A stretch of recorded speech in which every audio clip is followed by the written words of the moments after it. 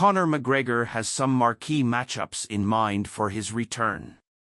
Earlier this year, McGregor was supposed to make his long-awaited return to the octagon in a welterweight fight against Michael Chandler at UFC 303. Unfortunately, a few weeks before the event, McGregor suffered a toe injury which forced him to withdraw from the fight, and fans were once again left wondering when and if the boisterous superstar would ever return.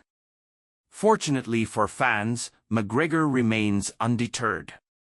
Since withdrawing from UFC 303, the former two-division UFC champion has maintained that he will be back soon. On Tuesday, McGregor spoke with media about how things are progressing on that front. "We're looking for the date," McGregor said.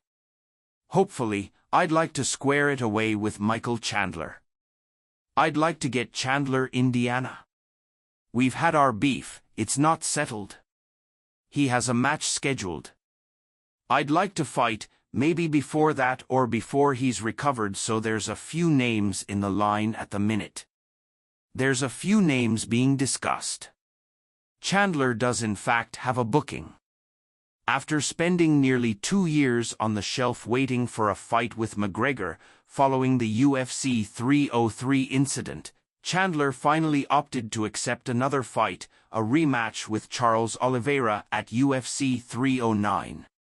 Given that, and the fact that UFC CEO Dana White appears to be targeting an early 2025 return for McGregor, Chandler's availability is very much up in the air at the moment.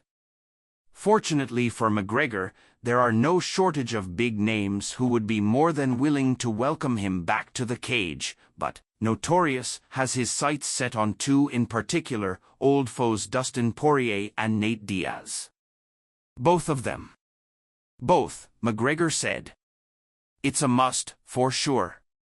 The Dustin one is not settled, it's 1-1-1.